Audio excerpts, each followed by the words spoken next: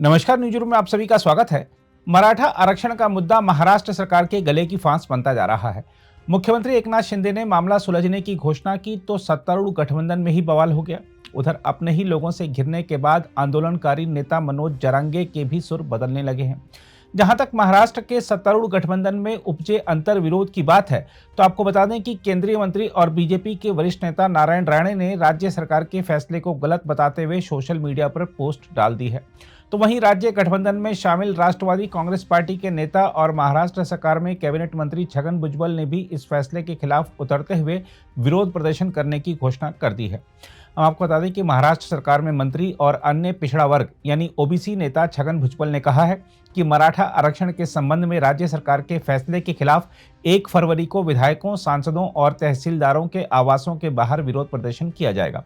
भुजबल ने रविवार को अपने आधिकारिक आवास पर एक बैठक की, जिसमें ओबीसी विधायकों, नेताओं और अन्य लोगों ने हिस्सा लिया। भुजबल ने कहा कि इस बैठक में 26 जनवरी को मुख्यमंत्री द्वारा प्रस्तावित मसौदे को रद्द करने के लिए एक प्रस्ताव पारित किया गया। उन्होंने संवाददाताओं से कहा, हम राज्य सरकार के मौजूदा फैसले के खिलाफ विरोध दर्ज कराने के लिए विधायकों, सांसदों और तहसीलदारों के आवासों के बाहर इकट्ठा होंगे। इस फैसले के जरिए मराठा समुदाय को आरक्षण लाभ देने के लिए अवैध तरीका अपनाया जा रहा है।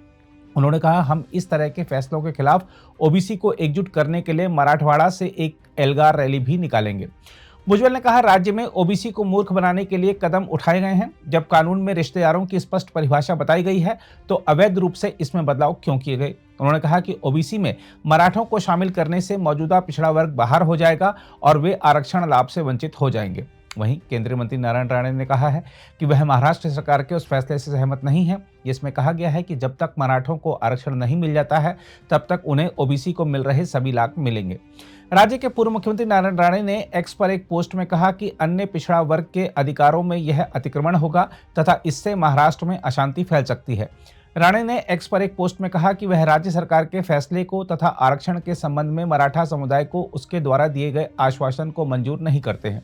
उन्होंने कहा, इससे ऐतिहासिक विरासत वाले मराठा समुदाय का दमन होगा और यह अन्य पिछड़े समुदायों में भी अतिक्रमण होगा। उन्होंने कहा, इससे राज्य में अशांति फैलेगी। उन्होंने कहा, वह आज भी इस मुद्दे पर बोलेंगे। वहीं महाराष्ट्र के उप मुख्यमंत्री देवेंद्र फडणवीस ने आश्वासन देते हुए कहा है कि ओबीसी को अधिसूचना से डरने की जरूरत नहीं है, उनके साथ कोई नाइंसाफी नहीं होगी। बीजेपी के वरिष्ठ नेता फडणवीस ने कहा, मैं भुजबल को बताना चाहता हूं कि कुणबी प्रमाण पत्र उन लोगों को नहीं दिया जाएगा जो कुणबी रिकॉर्ड का प्रमाण नहीं दिखा सकते हैं। उन्होंने कहा कि राज्य सरकार के फैसले से उन लोगों को फायदा होगा जिनके पास रिकॉर्ड तो हैं, लेकिन वे जाति प्रमाण पत्र प्राप्त नहीं कर पाए हैं।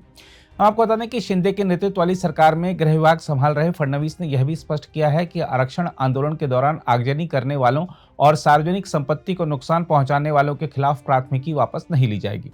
हम आपको यह भी बता दें कि यह सारा विवाद तब खड़ा हुआ जब महाराष्ट्र सरकार ने कहा कि उसने मनोज जरांगे की सभी मांगें स्वीकार कर ली हैं।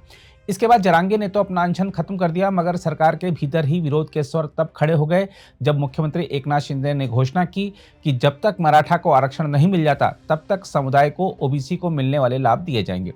शिंदे सरकार ने मराठा समुदाय के उन सभी रक्त संबंधियों को कुणबी के रूप में मान्यता देने के लिए एक अधिसूचना भी जारी की जिनके कुणबी जाति के रिकॉर्ड पाए गए हैं। हम आपको बता दें कि कृषक समुदाय कुणबी राज्य में ओबीसी समूह का हिस्सा है।